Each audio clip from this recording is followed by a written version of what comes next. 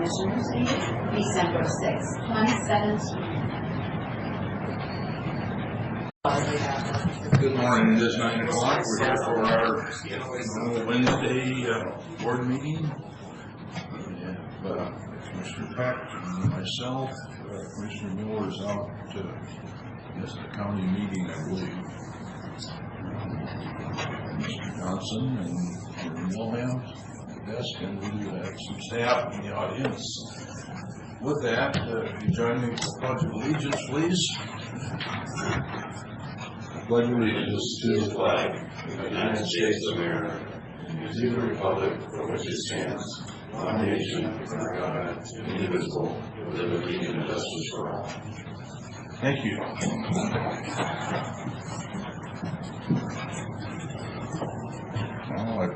First item on the agenda this morning is office items.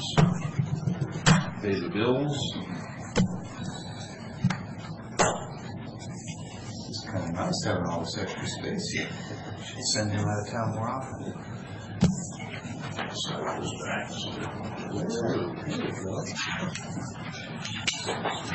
Okay. Payroll and warrants. Mr. Chairman, move for approval of salary clearing payroll and emergency management payroll. Total amount $975,151.10. Note for the record has been reviewed and signed off by 2 representatives of the auditor's office. Second, all in favor? Aye.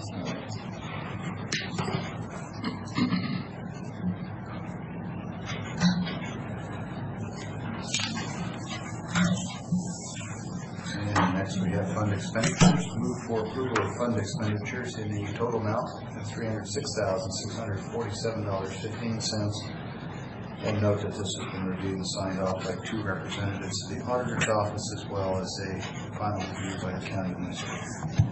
Second, all in favor? Aye.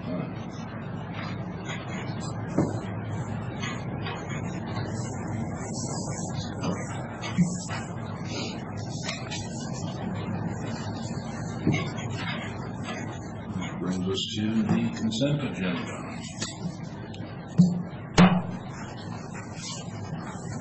Sure, move for approval of the consent agenda with 5 items as presented.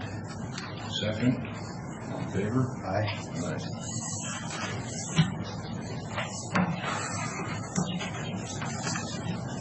I'll turn the page already.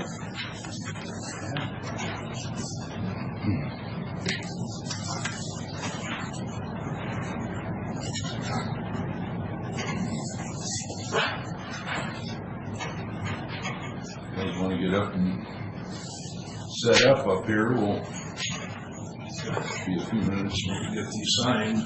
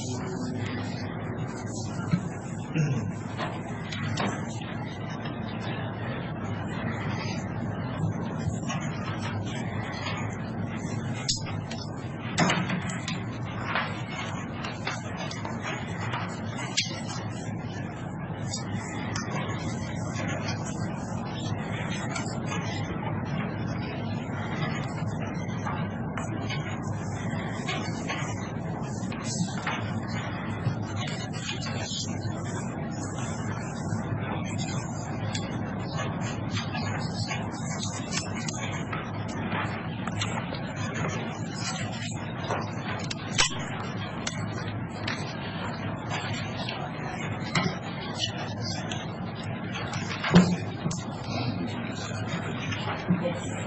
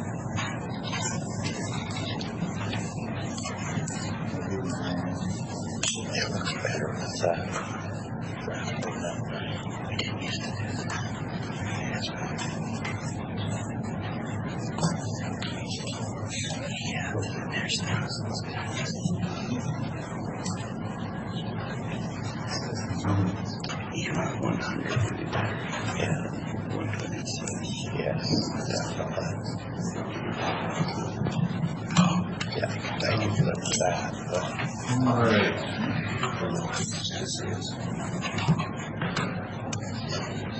It's usually in the 50,000 range. Let me look. Curious whether that's sufficient.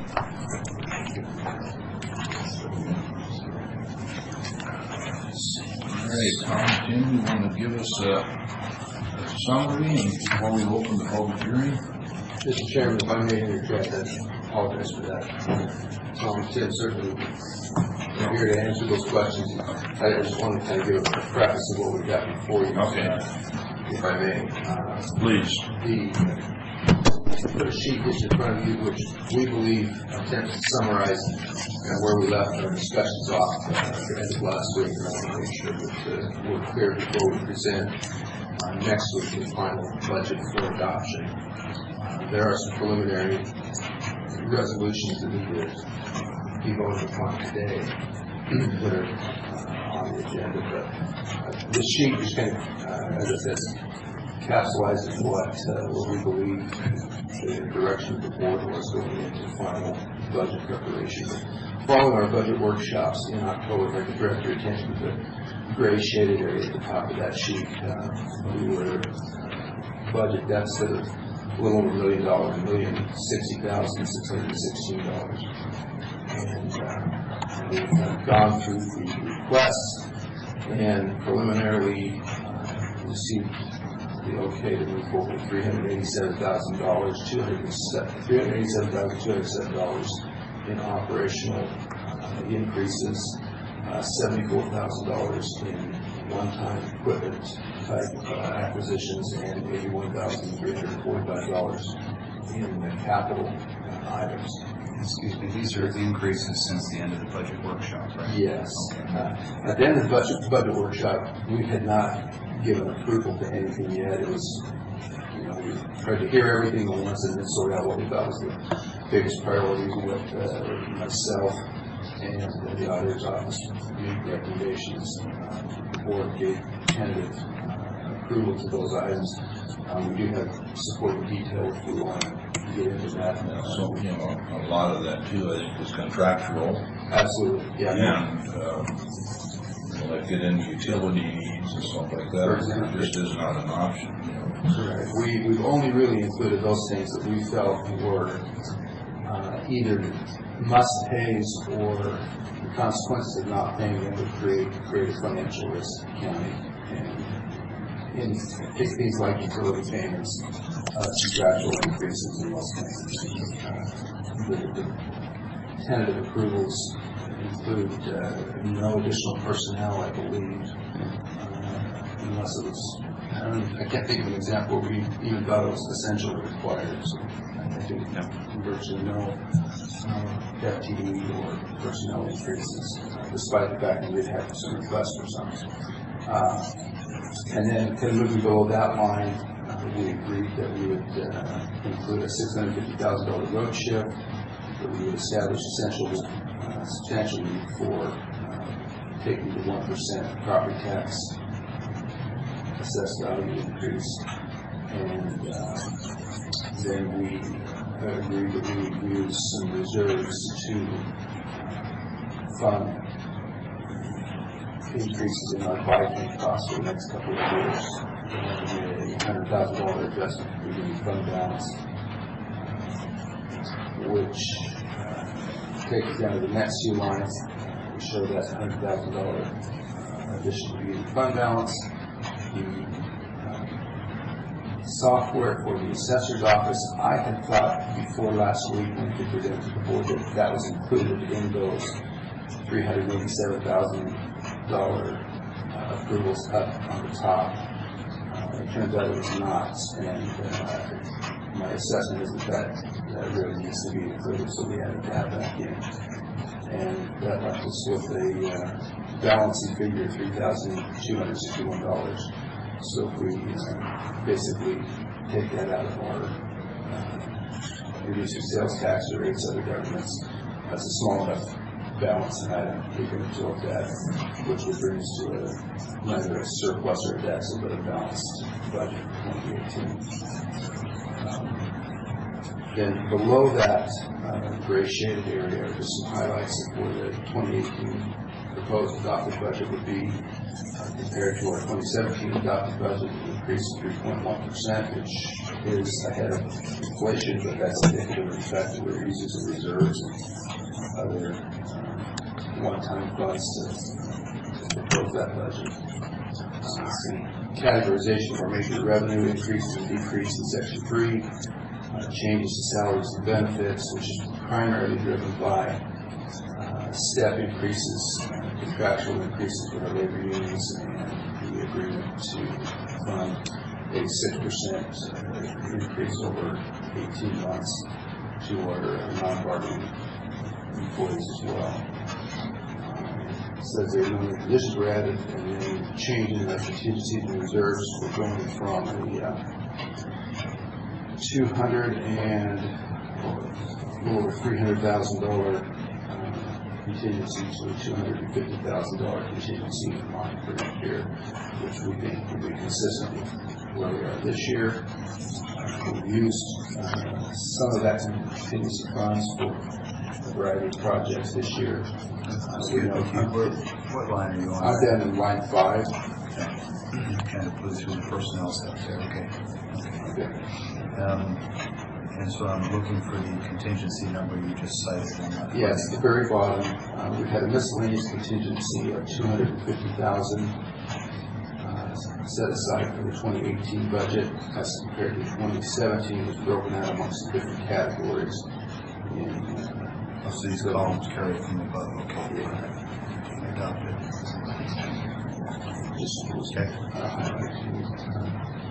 I would certainly extend my appreciation to the auditor's office, specifically for the detailed work that's gone into preparing this. It's a little more easy for me to understand some of the detail, and we'd be happy to try to additional detail with the board if that's easier prerogative. Quite comprehensive.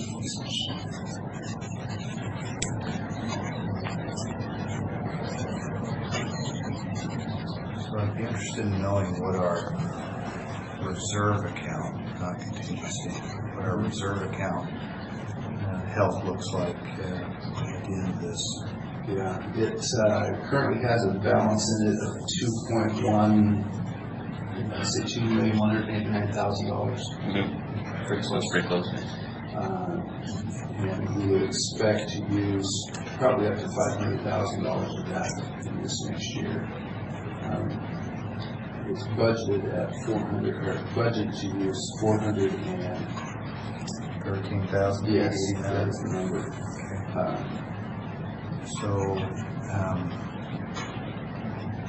And that's probably going to be a 2-year commitment, to make sure that we have adequately funded our biping commitment. So a 413 for each of 2 years, for 800 and some thousand? Yes. Okay, that's a topic I want to have a little more discussion on. And I've always,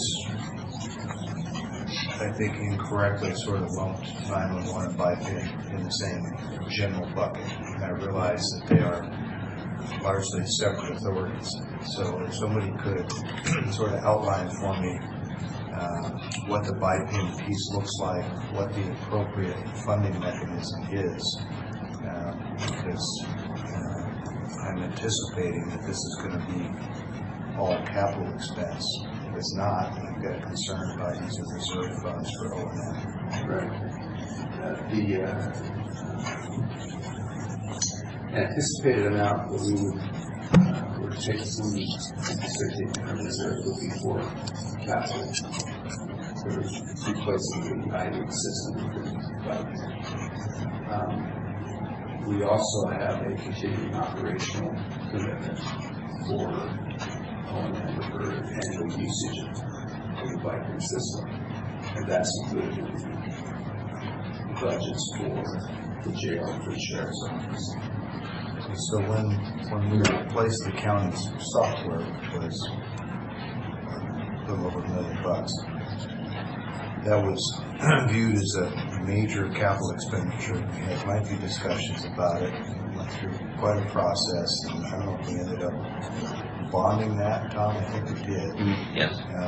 And here we have an expenditure that's 80 or 90% of that. We're just reaching into our reserves and taking it without the same level of discussion. Is that because we have some sort of a legal commitment to do this upgrade? Legal commitment may be too strong of a commitment or term to use. What is our commitment to do this so that I understand that It's a mutual understanding with the other agencies that support BIPIN, that those participating agencies will set aside money in the next 2 years to be able to replace it. They've gone through a very extensive RFQ and RFP process to identify vendors that could properly replace it, and it was very similar to what we did.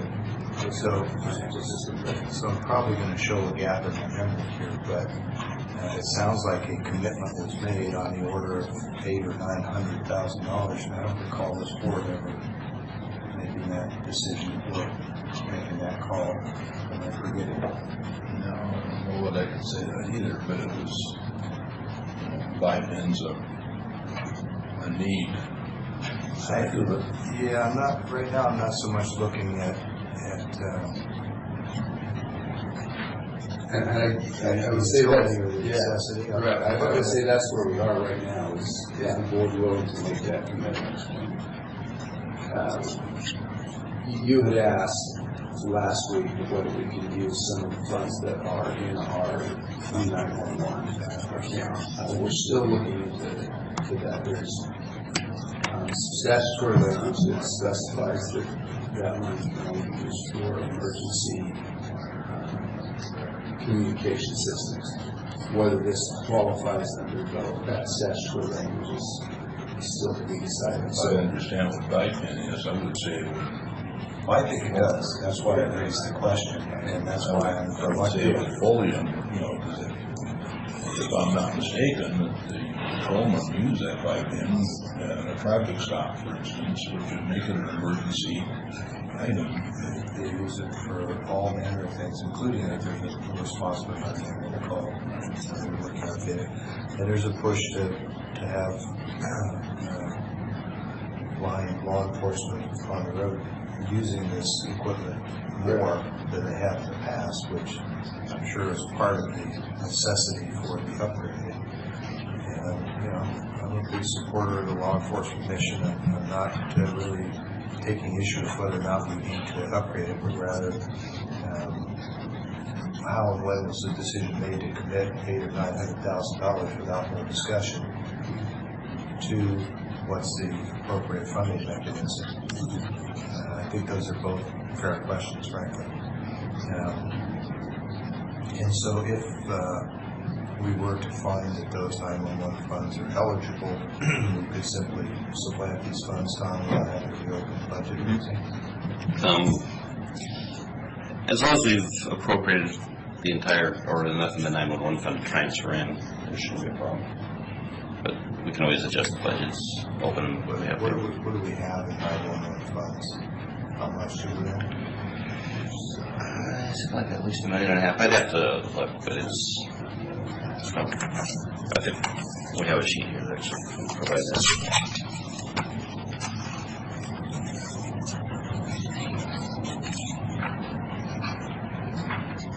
And this 800 plus we're talking about, that's a capital expense. That's maybe 2 years at one time.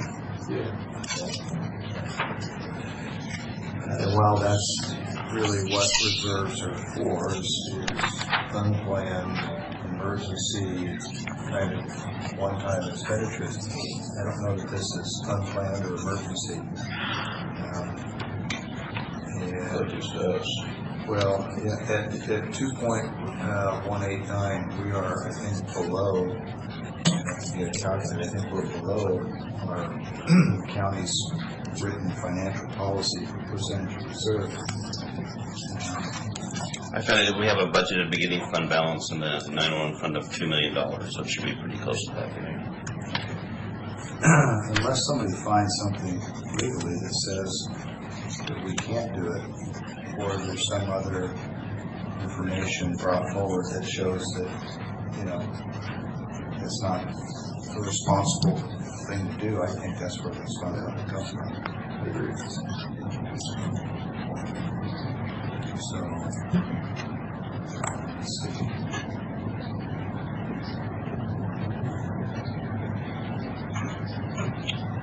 Anything else? I'm just doing a little bit of math here. Just give me a minute, please.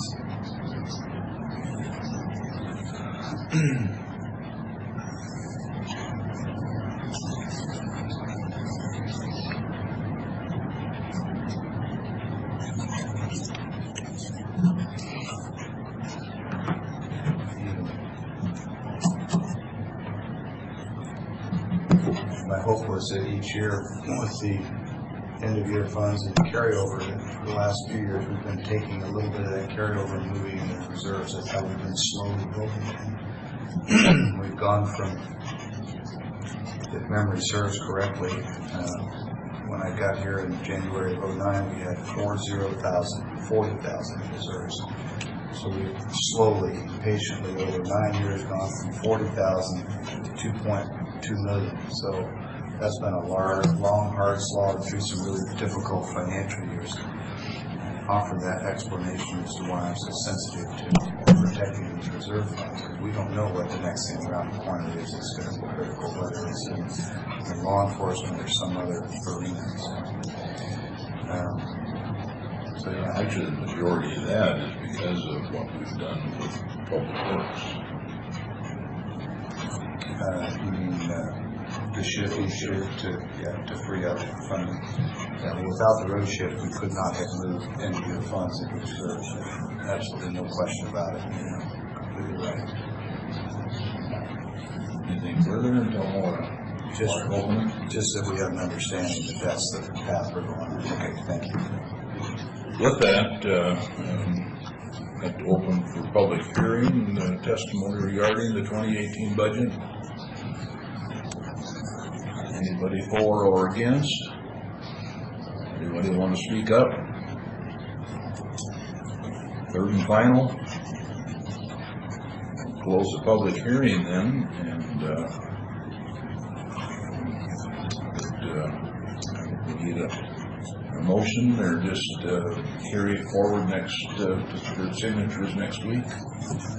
I think the process is that we've got those preliminary approvals we need to do, and then once those are done, we can either take an action today or next week.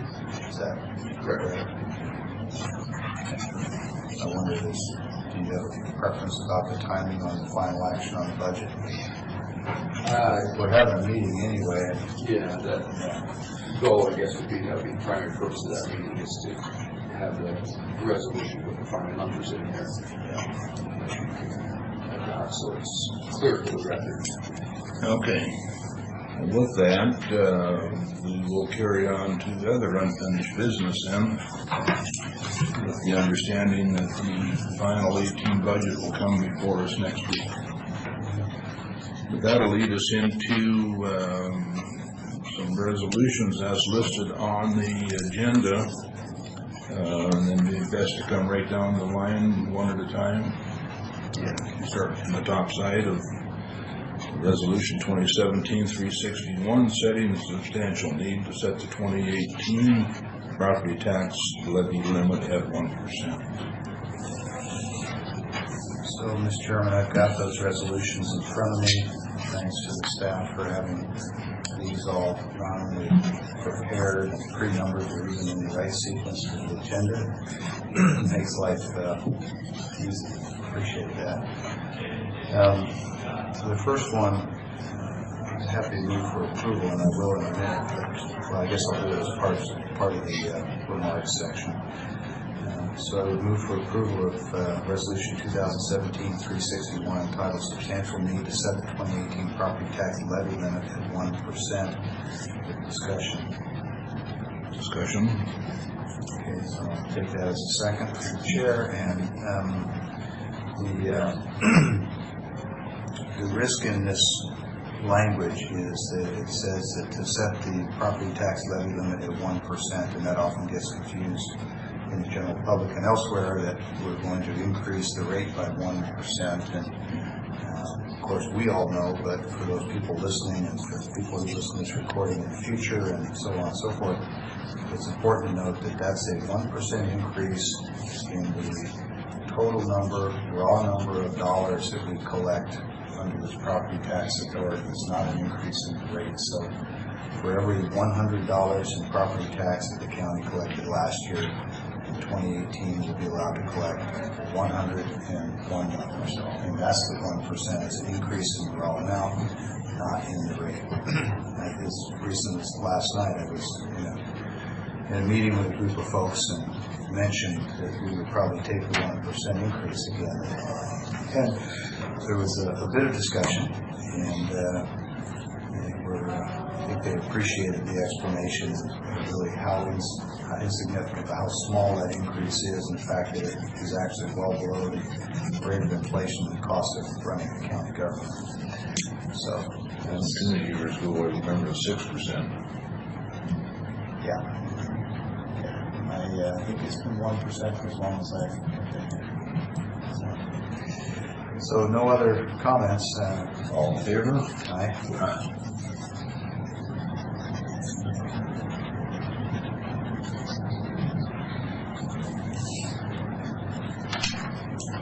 And let's go ahead and separate these and send them off one at a time.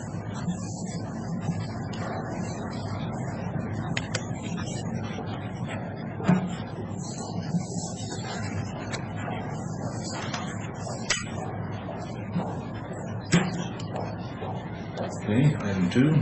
Item 2 is Resolution 2017-362, setting the 2018 levy amount for Franklin County Road Department. And we move for approval of Resolution 2017-362 as titled, with discussion. Second with discussion.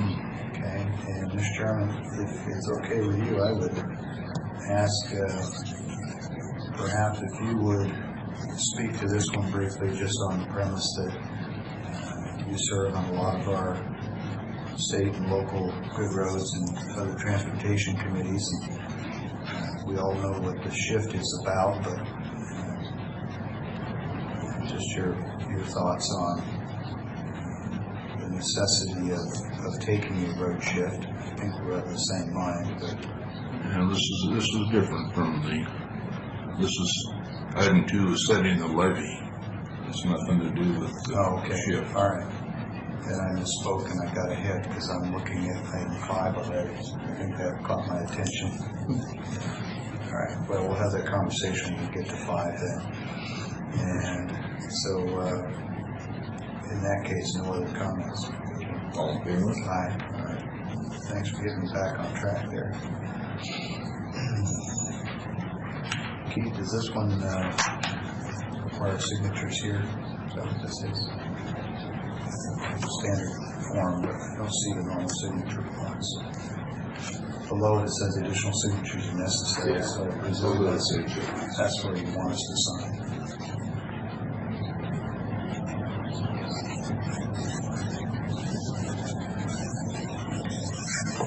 Be ready when we get to 5. I'm going to ask you your thoughts.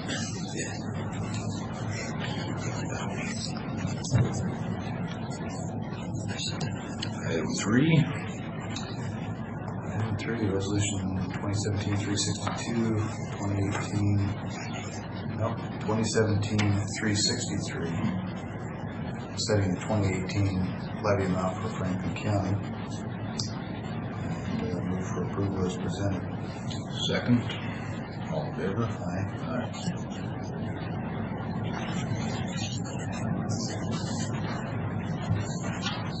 Okay.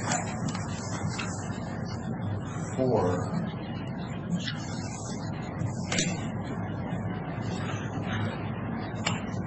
For approval and signatures of Board of Commissioners letter to the assessor setting the 2018 Veterans Assistance Fund tax levy, property tax levy. So move for approval with discussion. Second with discussion. Okay, so I noticed in the letter that it says that this is authority for the county assessor to levy the minimum amount allowable by statute generated from property tax assessment for the Veterans Assistance Fund, commonly referred to as the Soldiers and Sailors Fund, for the 2018 budget year. And so my question would be, I think, pretty obvious. What has been allocated in previous years? What has been the use of that fund? And is the minimum amount appropriate? Kind of gone over that over the years too. It's 1/4 of 1% minimum. I think it's been running in the 50,000s. This year we have budgeted 85,662. I'm not sure 100% if that corresponds to the levy in front of you. It does have a beginning fund balance budget of 180,000. The fund is growing. Okay, well that answers the question right there. If the fund is growing, then obviously we're not using what we've been allocating each year, and so allocating the minimum makes sense. So I don't have any other questions. All in favor? Aye.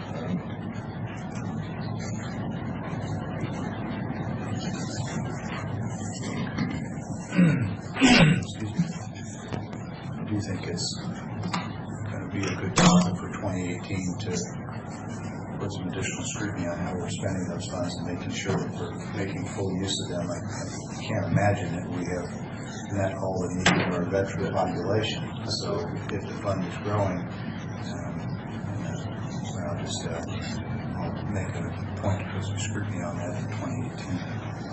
That basically comes out of the wants through the veterans. We don't, besides administering that revenue, the wants come from outside. Yeah, it's largely what I would call a pull fund as opposed to a push fund. People request and pull funds from the county as opposed to us actively pushing the funds out here. And my thinking is if there's nothing wrong, as long as it's a lawful, legitimate need, we identify it, there's nothing wrong with us pushing those funds. And I think that speaks to making sure that people who are involved with supporting veterans know that these funds are available, what the limitations are on using them. If we've done that, then that's great. If we haven't, then I've made that a goal for next year. So if you're ready to move on, Mr. Chairman. To number 5. Okay, number 5 is letter to the assessor stating to be a $650,000 shift from the county road department to the county current expense for 2018. It said move for approval of the board to sign that letter to the assessor as presented to the board. And the comments that I was seeking are just some words of wisdom for people who are listening, who I know are sometimes concerned that we aren't investing as much in paving new roads or improving gravel roads. And you see a shift like that, the perception is that, with some at least that I've spoken to, is that the county doesn't make the roads a high enough priority. And so I would offer that it's an unfortunate but necessary and certainly lawful process. And virtually every other county uses it, many of them to a much higher degree than we do. And so I would just ask for your thoughts on the road shift and its necessity. Well, it's since I've been here, I think we've all but 1 year we've taken a shift of some sort. The last 3 years have been substantially higher than, but on the other hand, our constituents voted to limit us to a 1%, which doesn't keep up with inflation. So, unfortunately, we needed to use this to support inflation county needs. And it's not to say that the county roads are not in need by any means. It's a matter of survival at this point. Us and the legislators are working, or not the legislators, aren't working so hard on it, but the Wasatch and the other constituents are working on trying to raise the 1% limit to coincide with CPI, it's the cost of living. And so far the legislators haven't listened to us. But that's kind of what you were getting at. Yep, that's exactly what I was getting at. I appreciate that. If I could, I'd just add one thought, which is when we have folks come to us and say, we need a cost of living adjustment because the cost of living is going up and there's no denying it, and we have these CPIs and other indicators that show us how much, and the justification for those increases in wages and salaries is it costs more to live. Well, if that logic applies there, then it applies to the cost of running the county, and there needs to be sufficient attention to both. We need to be given those cost of living increases when and where we can. As you know, in the last several months, we've approved a total of 6% increases over 18 months, I think it was. And so it's a reality. It costs more to do business, and if counties don't get some relief on that tax measure, then we will be, I predict, within the next handful of years, be in a position to having to go to the statutes and itemize what we're statutorily obligated to do, what we think is high priority. Underneath that, things that we'd like to do that we think are good things but aren't mandatory or statutory. And that's the time when counties across the whole state start cutting significant numbers of people, start cutting missions, because there simply won't be funding to do it. So I'm not a pro-tax guy by any means, and I don't have a problem with prioritizing the needs of government and spending on the mandatories first, but at some point there's going to have to be some relief there, or we're going to find ourselves back where we were in 2010 when we had to lay off 9% of staff. That's right. None of us want to see that. Just trying to put light on a very important topic. So thanks for the time for doing that. Motion seconded and passed. Okay.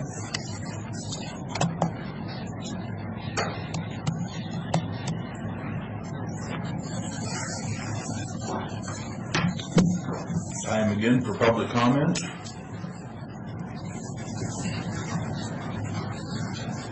Seeing none, we'll go into office business. Keith, or administration, please. Tim, thank you. Thanks. Especially appreciate this detail and this sort of chronological approach. It helps some of us follow that a lot better. All right, thanks. Thanks. Maybe I should say some of us need. Carter, do you want to join me at the desk? Or might be some backup support here.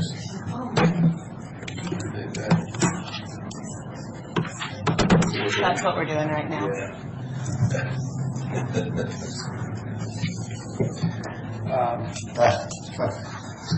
I'll just go ahead and read it and then into the record, and then What we are we can. talking about today, Carl?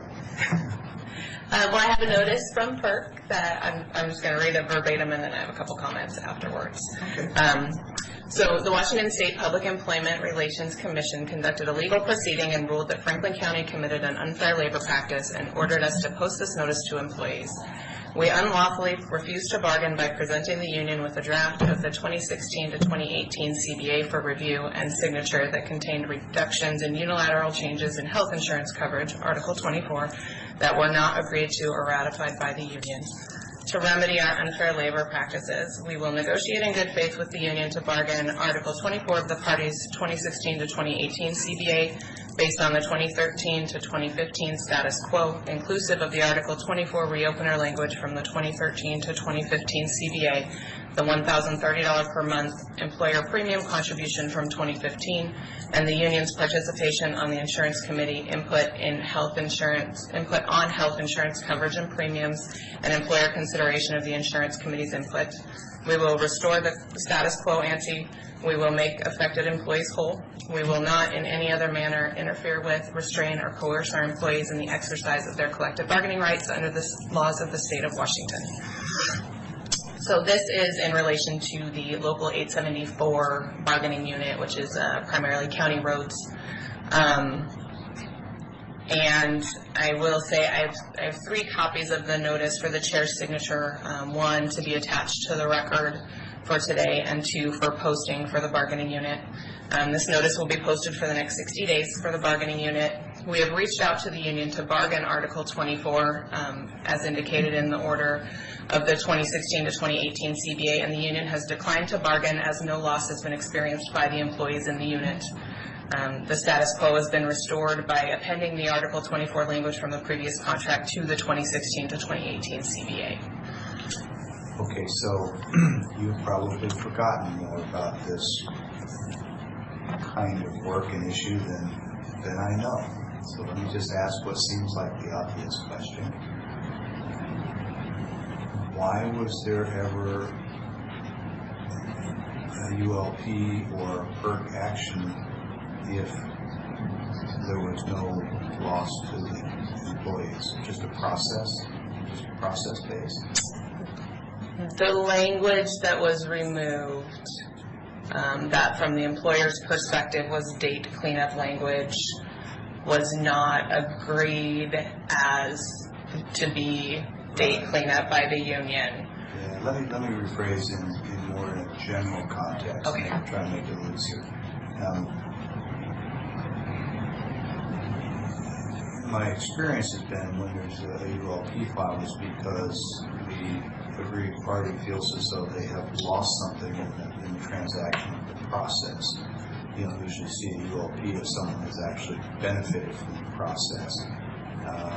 Unless, of course, maybe it's filed because the process itself is important enough and needs to be maintained. Is That's where it is. There's a perceived potential for loss. Okay. All right. But the union in this case has opted not to respond to our offers to bargain. Correct. So really there's been no effect with the exception of appending that language from the previous contract, and then we will be open, the full contract will be open for 2019, and we will bargain. There is an impact a broader impact on the way that we bargain based on this PERC decision, whether it came, from Franklin County or if it had come out of another proceeding, in that we have historically used what we call short form bargaining, where we exchange offers on just the impacted language in the contract, this article, this article, this article. For lack of a better term, we take some shortcuts in that good faith process.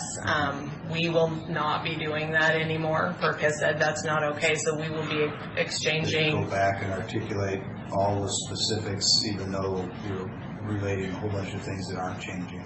Our offers will consist of legislative versions of the entire contract. Okay. Well, I read through the PERC notice and their decision, and all kinds of highlights and stickies all over it, and I thought, well, it got to the very end, and said, it just looks like there's some language cleanup here, and hopefully no one was negatively impacted, and it sounds like they're talking more other than the process needing to be tuned up with some. Okay. Yep. Thanks. Yes. So in terms of steps for compliance, as I said, once the chair signs those notices, we will post those for 60 days for the bargaining unit, and we will send the minutes from today's meeting to the compliance officer at PERC to demonstrate that we've read this notice on the record. Once that 60 days has passed, that we've had that posted, then the compliance period will be closed and we'll move forward. But there's no other steps required on the part of the county to comply. Signed and ready to go. Thank you very much. Thank you, Carly. Yes, thank you. Mr. Chairman, the only other item I have this morning is a request for an executive session under RCW 42.30.140, paragraph 4, contract negotiations, up to probably 10 minutes, and would request that Carly Nave be allowed to participate with the board and myself.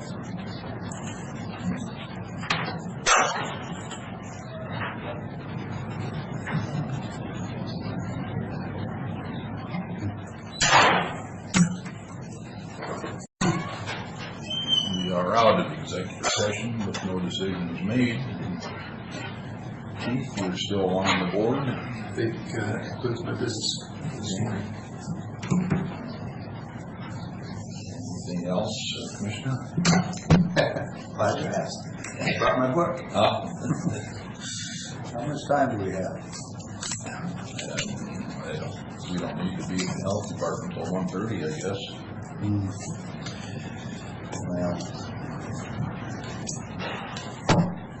realize you brought that because I needed it after the meeting. I was trying to elicit a reaction from the county administrator.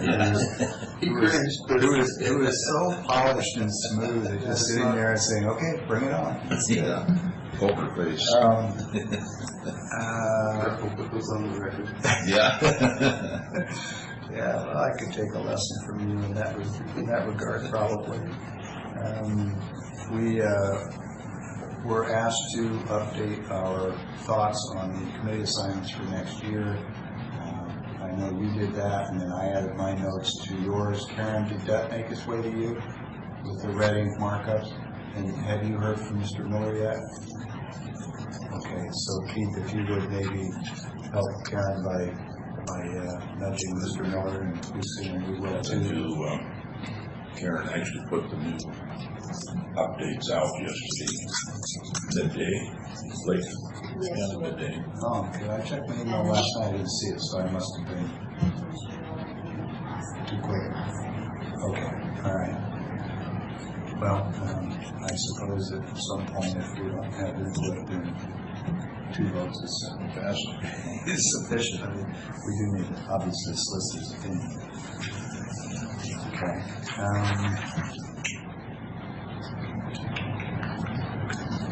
don't think I have anything else for today right now. I was at the Driscoll fall meeting last Thursday, Friday at Alderbrook, the Union, Hood Canal.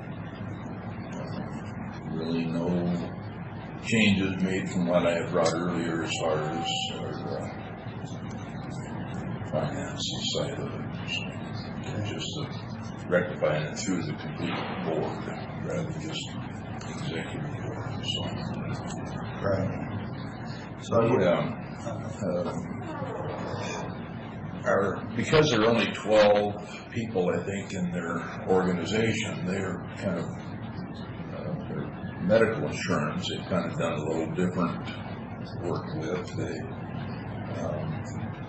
go into a $5,000 deductible, which, and I don't have the numbers in front of me, I'm just going by memory now, but $5,000 deductible, but they dropped the rate far enough that they could pay full insurance and pay the deductible for the employee and still come out with $85,000 ahead at the end of the year.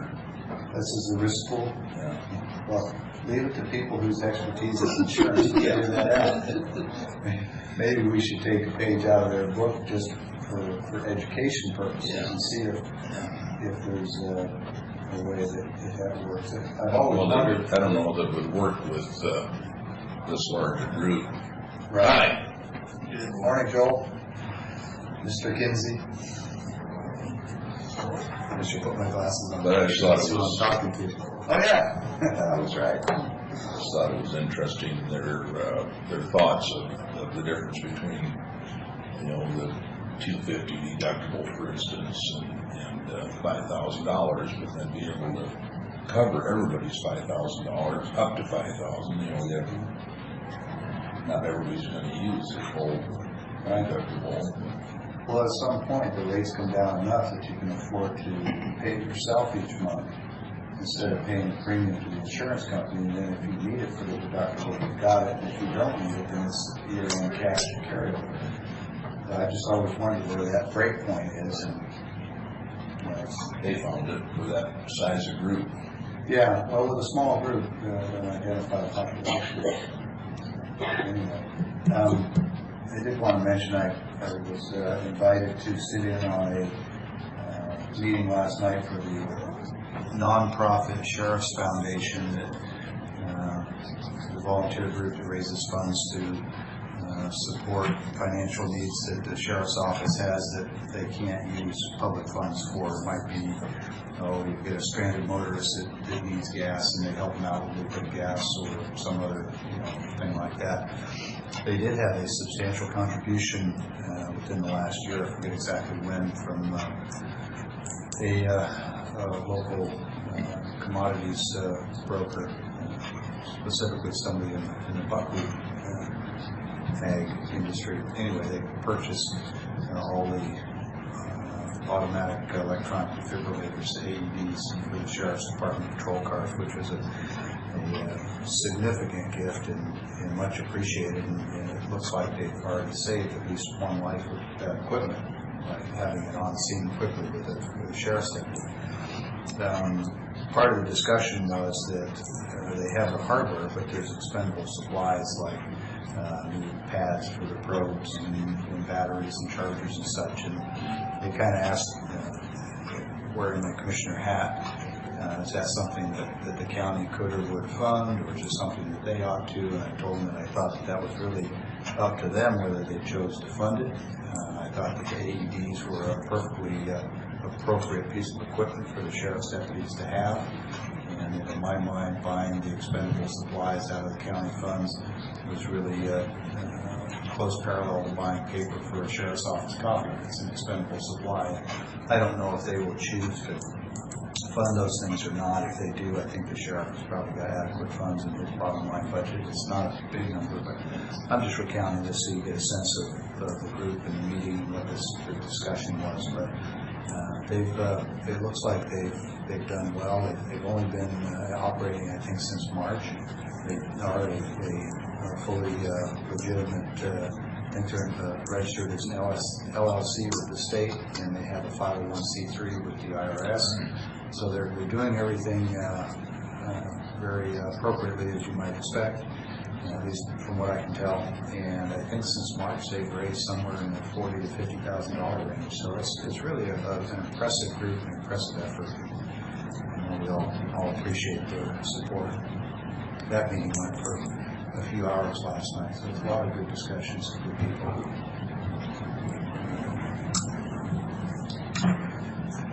We had our public comment, but you have something to bring to us this morning?